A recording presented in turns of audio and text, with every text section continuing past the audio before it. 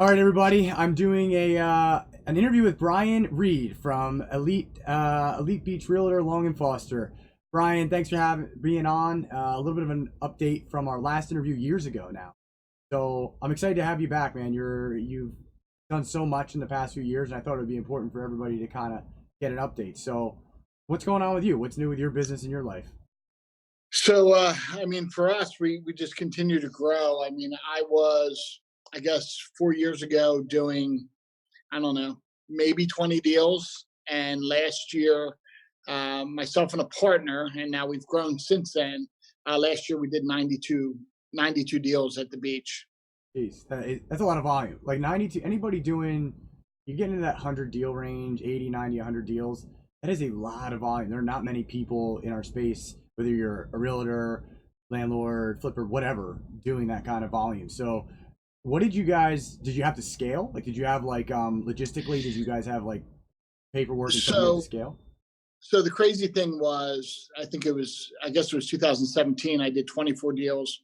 2018, personally, I did 52. And then last year I did 62 personally with 92 as a team. And we don't have a processor. I schedule every one of my appointments for properties for other realtors showing. I do all my fire inspections and get that set up for my clients. And pretty much it was actually easier to do 52 deals than it was to do 24, only because I was constantly in motion. Like there was never a downtime. I was just constantly working. And then last year, as we talked a little bit off the air, my daughter went through a couple things, and I've literally been staying at the Ronald McDonald House since July 2nd until now, and still found a way to go home 2 days a week to show properties and close 60 some deals, between 35 and 40 since July 2nd, when I was actually here at the hospital in the Ronald McDonald House.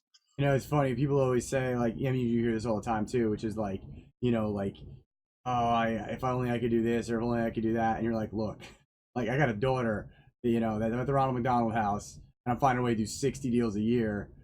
If you want it bad enough, I don't care what's in front of you, you're gonna go get it, right? I mean, that's so.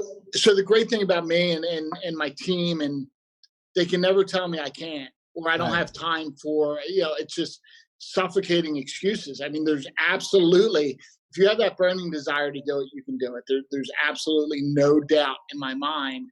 But you just have to be hungry enough. And the way that I did it, it's like a diet. Everybody they see you and they're like, man, you're doing great. You lost 30 pounds. How'd you do it? Well, I can tell you how I did it, but you're probably not going to do it. So why do I waste my time?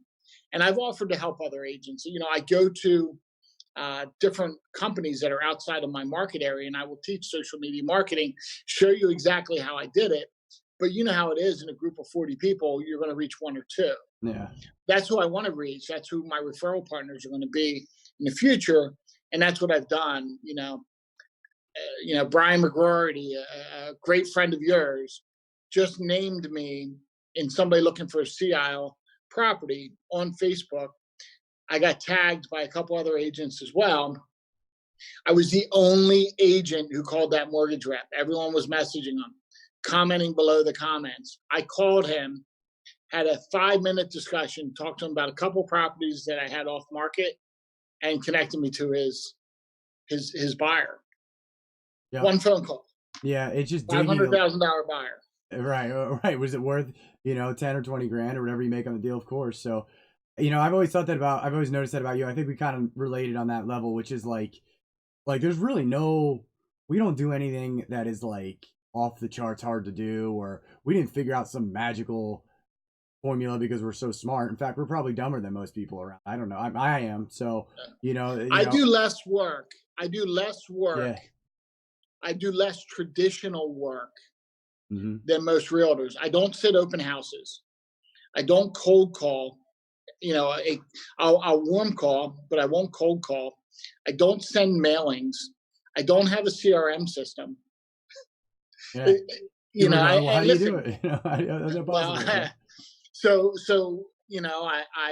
I do my daily Facebook posts. So I started, November 1st, 2016. I posted every single day, whether I was on vacation, whether I was out of the country, whatever it was, I've done at least one post every single day. Yep. Organic post, authentic. Occasionally, I hate when I promote a property and just put pictures up there, because that to me is like, I feel like I have to do something above and beyond that. But so where the meat and potatoes are responding to the comments when somebody likes it, or somebody says, "Hey, Brian, that looks like a great listing." You're taking the time to actually say, "Hey, thanks, it's a beautiful listing. If you know anybody that's looking, please let me know." Or people take the time to comment on your posts. You can take the time to respond to it. It's funny you say that. I will always at least like it, respond to it. I'm like, they're engaging. Like, this wasn't just me vomiting in the air. Like, I'm engaging them, they're engaging me, and I appreciate it. Yeah, that's an interesting comment. Sorry, I didn't mean to interrupt. Continue. It's funny. A lot of my competition in my local area, I'm happy to help as well, as they would comment or copy exactly. It became issues. So a lot of the stuff that I'll do is I'll share my things into local groups of people that are interested in real estate in the area. And as I did that, others did it as well. So I could no longer go into those groups. I might have had permission to post once a week on a Tuesday, and all of a sudden everybody's doing it. So, some of those things, to me, it's really becoming your online mayor of the area. So if most people look at me, they'll say, "Oh, Brian, he's your guy in Wildwood." But most of my properties are in the Wildwood area. But, every year I'm closing properties in Ocean City, Sea Isle, Stone Harbor, Avalon, Cape May, and then everything right offshore. And the difference between me and a lot of realtors, Avalon realtors sell in Avalon and Stone Harbor. Ocean City realtors sell in Ocean City and just offshore. I sell up and down the coast. And, professional pictures, professional videos, do a walkthrough, play games, throw out the swag. I see the hard money bankers. I just got in my visors. Yeah, I saw your cool logo. I got to figure out if I can get your logo. I like your logo. I think it's a really good. Did you make it, or do you have it designed? So a title clerk looking for business said, "Hey, we have this graphic artist doing some stuff." And the ironic thing was, they sent me two, and I put it out there to the world. Do you like this anchor with the key for the beach homes, or is this sunset? And I would tell you that out of like 60 of the comments, 2 like the anchor and the key, and everyone else and so, being myself, I went with my gut, and I went with the anchor and the key, because I thought embroidery, the logo, it's easy to duplicate. It was only one color, and that's become the trademark, and people absolutely love it. And when I show them the 2 now, they're like, "Oh no, I wouldn't ever choose the other one." Yet that was the overwhelming favorite. Yeah, I like it. You do a great job branding. I think it's funny you said something about your local market, and I get what you're saying. If you kind of put your stuff out there too much, it starts to not that it's that big of a deal, but it interferes a little bit with your day to day. And you're like, I didn't sign up to have this interfere with like what I'm doing. I was trying to help a lot of people, but like if it's going to jam me up. But at the same time, you almost go, it's not really going to jam me up for very long, because 90% of those people are just going to fade away from doing your technique anyway. So like it might jam you up for like a month, and you're like, all right, whatever, but then like a month later, you're continuing to do what you do every day. And that's how I am. Like, I don't care. Like, I have talked and helped with people all the time locally, and sometimes it does. Sometimes I'm like, really, like, it cost me $5,000 because I gave that information out. But at the same time, I'm like, you know what? If they're going to continue to do this for the next 6 years, they'll be at the top of their game too. And I embrace that. Long game. Nobody does. Yeah, nobody does it. Like, it's crazy to me. It's crazy to me, and it's pretty neat, because I think you and I met around 2016. So, and you were doing good volume too. I mean, 20 deals for any one realtor is still a lot of volume. That's nothing shaky. But when you get into that 50, 60, 100 deal range, that's next level. I mean, you've got to be. I think I've seen the charts. You've got to be top 5 or 10 constantly. Yeah, Long and Foster and all of Cape May County, our team was number 4 overall. Right. But that was only 2 of us. It really was only 2 people. Right. It's 92 deals. A lot of the teams are, a ton. Now, there are people that did 40 deals, 30 deals in the Avalon market, where I think I did about 28 million, where, someone who did 60 some, did 98 million. Sure. Listen, I'll trade those numbers all day long, but Yeah. that's not where my main focus is. And when I can assist 92 different people who know thousands of other people, that's where the snowball effect comes in, where, you are the name on everyone's, top of the brain, and tip of the tongue, for others that are looking for things. And when you can touch so many people who touch so many people, and Right. you've treated them well. And that's when you say snowball effect. I mean, that's kind of like not that's not a term. It's a term you really recognize when you kind of have achieved it. I know Warren Buffett kind of made it famous, right? Obviously, the snowball effect of Warren Buffett is Buffett. So, but at a very micro level compared to that, like where you or me would be, um, it's just a train. It's a moving mass that Yep. you can't explain it. You can't, like, all you can say is all the culmination of all these things I've done every day for the past 3 years, every single day has put that snowball. And then so when somebody goes, "Hey, where'd you get that referral?" Or "I called you from such and such," you're like, I don't "I know. don't know." Yeah. So, How'd you get it out there? What was it? A special piece of yeah, marketing? I don't know. Like, yeah. yeah, And you never know what's going to touch somebody, but when you do, and when you're doing Facebook posts now, you're not getting out to as many people as that you used to. right. So I'll give people a tip when they're posting their things on Facebook. Like, tell the story behind how you sold that house. One of my best posts ever was this past summer. I sold a house, and when we sold it, we always had this question. There was this chain link fence that had really two perfect posts, but there was like a no gate. There was just an entrance between the houses in the front and the back. And at settlement, we said, "Oh, by the way, why is there a hole in the fence behind the house?" And they said, "Oh, we meant to put that gate back up." When we came down, there was an elderly neighbor who, had lost her wife a couple years before. And when we were down, we would always make extra, and we'd take him a meal over every time we cooked. And my buyer turned, like, it gets me choked up. And I told this story. He said, "Nah, leave it open. We'll carry on the tradition." So the buyer said, "We'll continue to do that." He goes, "I come from an Italian family. It's what we do."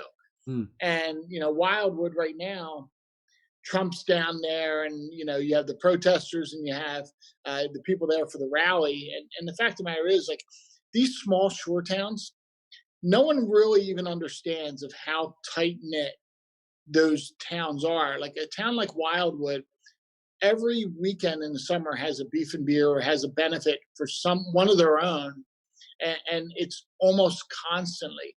When Sandy hits, when Jonas hit, everybody comes together, and wherever the point is, to help each other. When there's a fire, it's we're a few thousand people.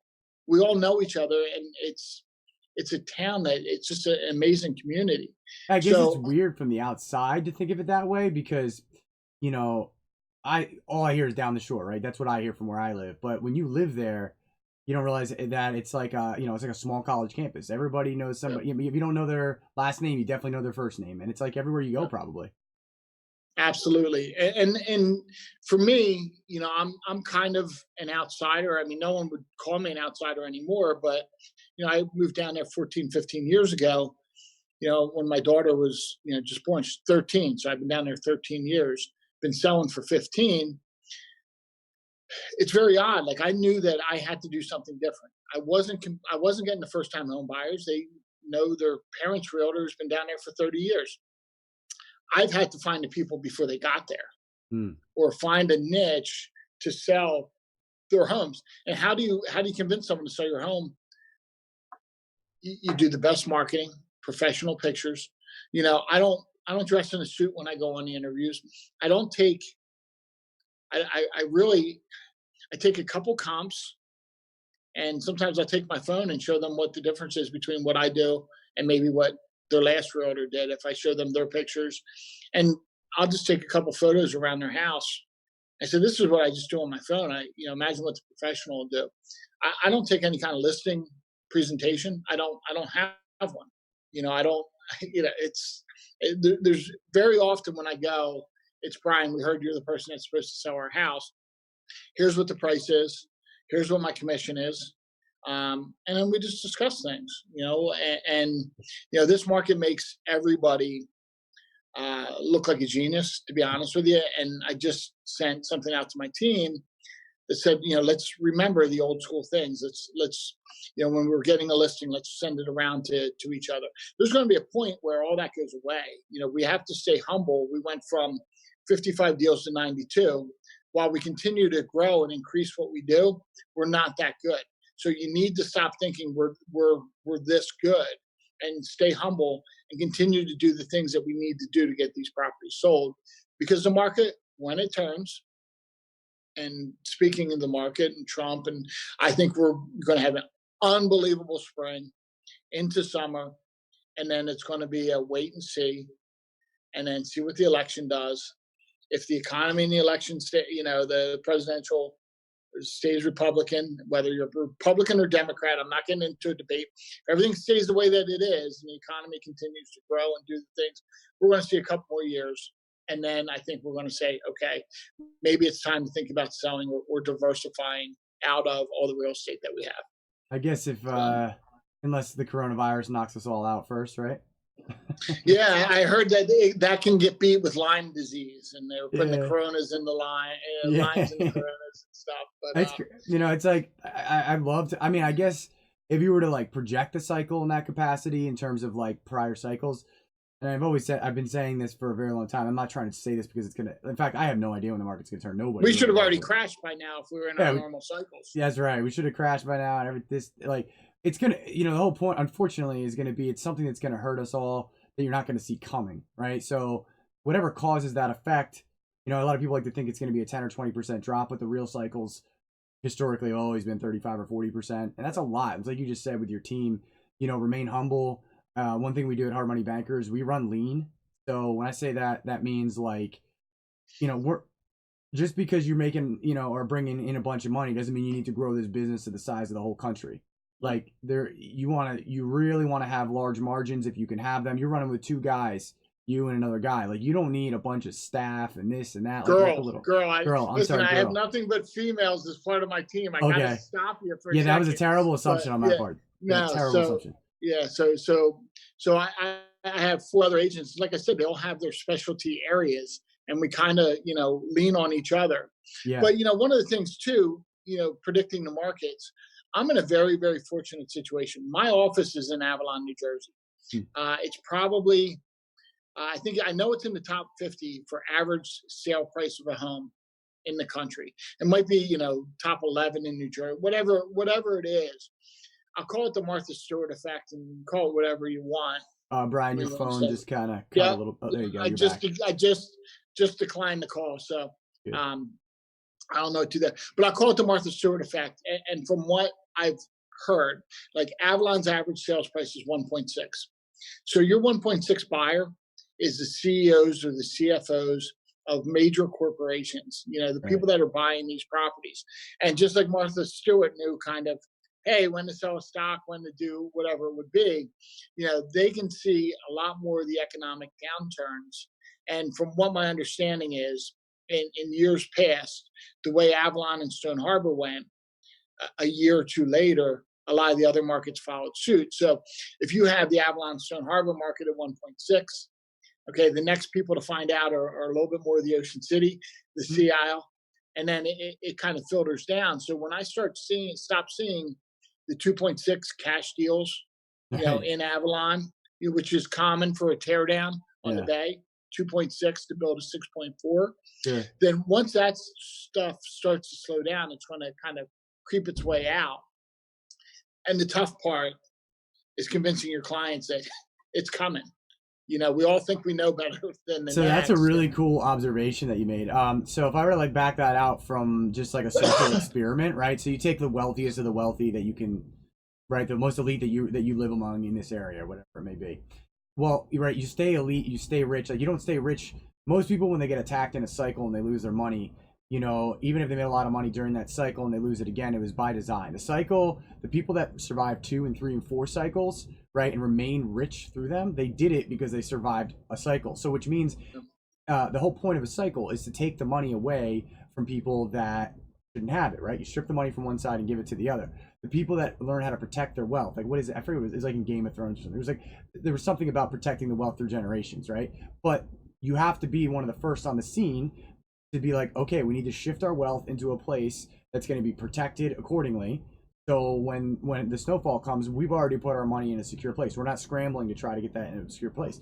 So as a social experiment, Avalon itself, that's a really good observation. And that probably is very true because the wealthier players will see that, and you'll see that in an indication of home buying prices. Perfect. That's a good secret right there. You know, the other thing that I look at, and again, I'm looking at my client's best interest. And listen, I make money when people sell. I make money when people buy. Sure.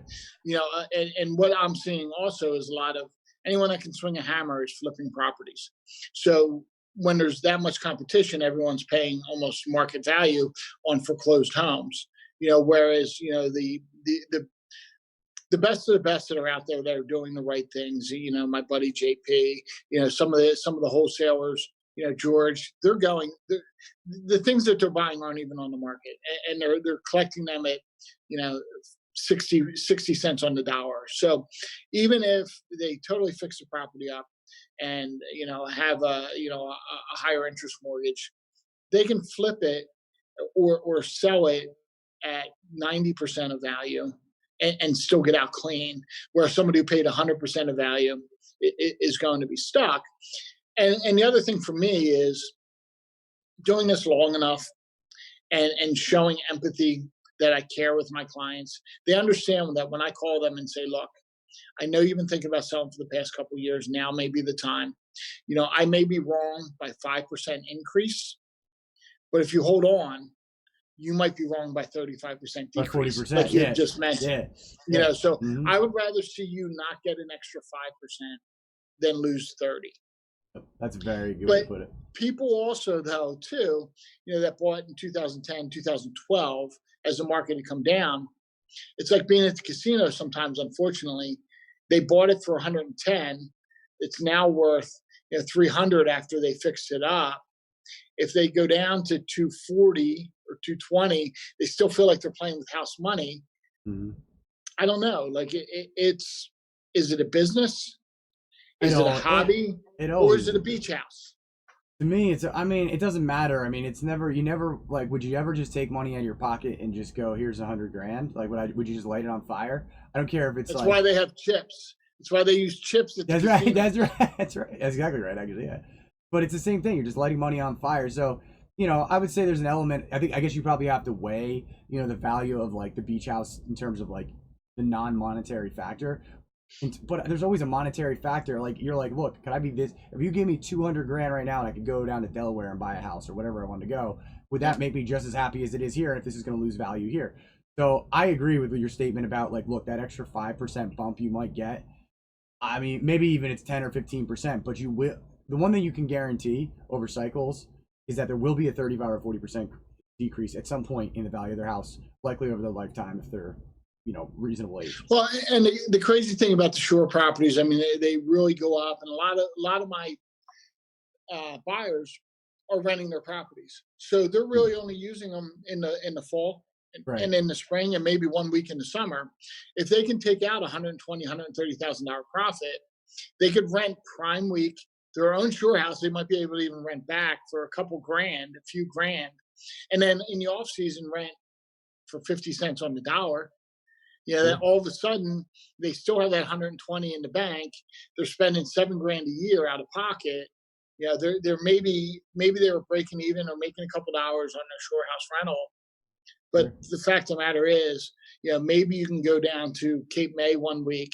Maybe you go over to the Delaware beaches. Maybe you take a trip down to Florida, you know, with those money, and do that for 5, 6 years in a row. Let the market come back down, rebuy, and get back in. Do you find people are listening to your advice, or are they telling you they know better for the most part, or somewhere in between? I really appreciate my clients, and I think that they know that I'm genuinely not there just to sell them the house.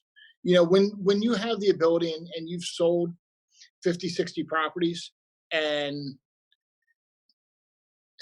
how do I say it? When they've gone into open houses and they meet somebody for the first time who does 6 to 8 deals a year and is really waiting on that next paycheck, compared to somebody who says, okay, I have 4 deals in my pipeline that are settling this month, rather than I don't know where my next paycheck's coming. I You see. feel more at ease that I'm going to pump the brakes and do everything that's in their best interest, because I don't need you. I don't need the paycheck to pay my mortgage. Yeah, there's a factor definitely if I don't need this that I instills confidence. Like it kind of sounds crappy if you were like, hey, look, I don't need you, so I'm gonna give you the best advice. Like that's really what's Yeah. happening is and there's a certain amount of trust factor to that too. It's like yeah, because there's no urgency. You're right, and I've talked to enough good and bad realtors at this point or whatever different phases of the game that I can tell when somebody is like you're trying to sell ice to an Eskimo here. Stop. Perfect example. I just Yeah. sold last year one of my clients' properties at Third in the Bay. He wants to upgrade it. His family's growing. We went over to West Wildwood. We looked at a property and asked me what it was worth. It was listed at 1.1, and I just told him I wouldn't go over 950. Multiple offers are going to be on the property. Probably could have got it for 975 to $1 million. Yep. And I said I just can't, in good faith, tell you. And that's a $25,000 commission. Right. We'll live to get the next one. Yeah, I'm not going to sit there and tell him it's worth $1 million just to get the deal. Now, it may be worth $1 million. He was where he was. Next person was in above him, right? I would assume. That's two people. Above a certain amount. Well, is it worth it? Maybe. I don't know. Is it worth it in 2 years? I'm going to have to resell it. That's how I look at these properties. Okay. So. Oh, do you resell? Have you got have you had to the point where no, I'm maybe like the person that bought it you didn't even know, right? So you listed somebody's property, they buy it, and then that person ends up calling you, and then you resell their house. Yeah, that happens. Okay. Yeah. So I tell you, one of my first deals ever was 200 block of East Roberts in Wildwood. It was the height of the market. I sold it for 460, I believe. I short sold it for 2.25. Same people. Oh wow. They recognized it wasn't me. I mean, they were jumping up and down when they got it for 460, and it was listed at 480. Jeez. And 225 to 240 is what we resold it for in a short sale. Jeez, that's crazy. And the second home's always the first one to go. If 50% of marriages end in divorce, that's the one that's going to go first. Or if somebody loses their job, they don't say, "Hey, let's keep our shore house and we'll give up our family home in Springfield, Delaware County." It just doesn't happen.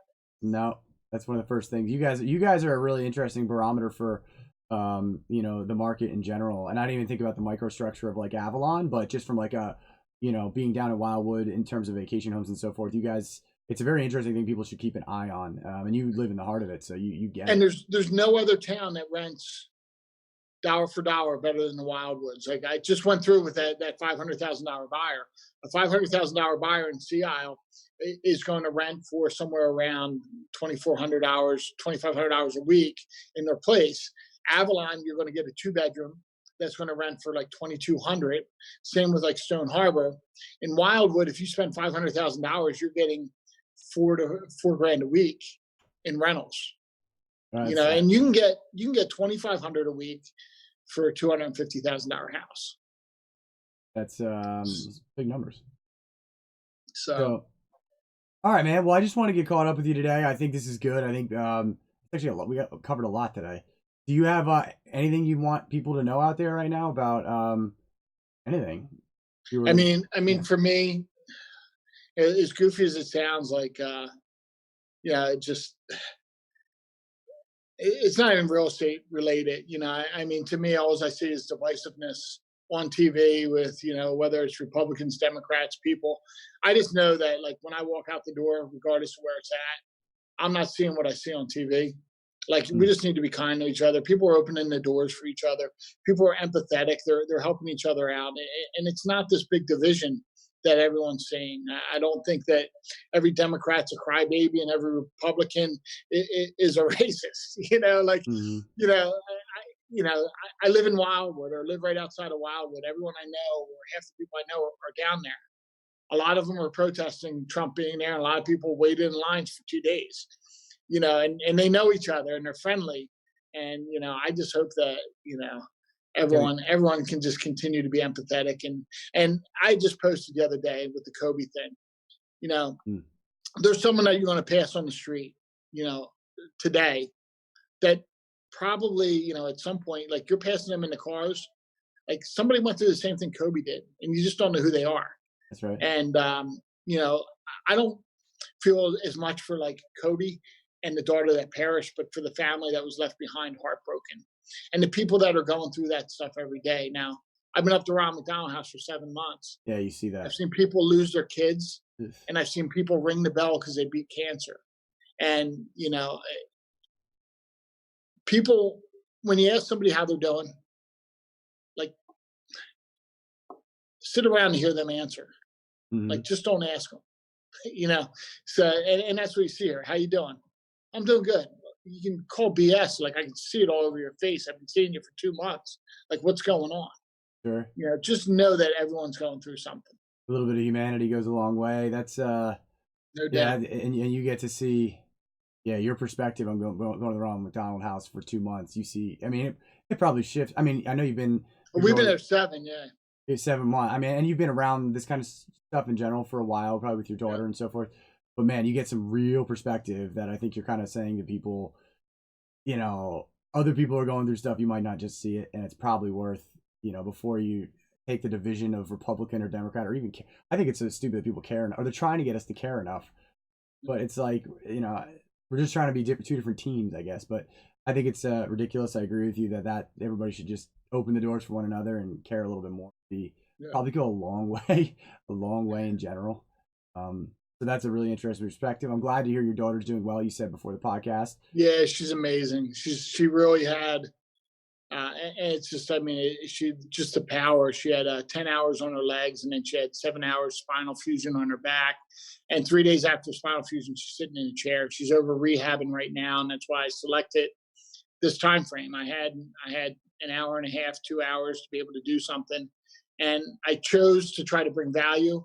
I know Yeah. how much value you bring to your people, and for me, it's just not about a house. Like, I know what it is for people with a shore house. It's all about the memories. It's all about bringing family up. It's all about having a great time and a respite from the rest of the world. People come down, they throw their bags, and they don't think about anything. Now it's Thursday to Monday. Yeah. It used to be Friday, Saturday, Sunday. Now people are coming down Thursday and going back Monday morning. Yeah. So I love it, man. You're always fun to talk to. You've always been a good guy. I've known you now for years, so always appreciate seeing you, Brian. How if I want to sell a house or I want to talk to you about being a good person, how would I reach out to you? How would I call you? I have your email on the bottom of this, but whatever. yeah, I mean, just look up Brian Reed Beach Homes, or just type in Brian Reed Wildwood, Brian Reed Realtor. No one's going to remember phone numbers and stuff. Just tag me. We'll tag each other in a post or what have you. If it's meant to be, you'll find me. If not, I hope you get in with somebody that's absolutely awesome. There's a lot of good realtors out there, but I would tell you that just like when everybody wants to interview an agent when they're selling their house. They'll walk into any open house and buy a house from some realtor sitting in an open house. And truth be told, a lot of the realtors sitting in open houses don't have a lot of business or newer to the game that are sitting it for other people. That's the way I cut my teeth too. So I'm not knocking it, but interview your buying agent like you would interview your selling agent as well, because it's anybody can show you a house, open the door. It comes down to the meat and potatoes, negotiating the deals, getting stuff thrown in, the home inspection. It's all that stuff. There's so much to it. I agree, man. So, you can find me. You'll find me. We somewhere. all know where Brian is. Yeah, he's good on Facebook. So, all right, man. I appreciate it, and we'll wrap it up. All right, thanks for having me on, Ian.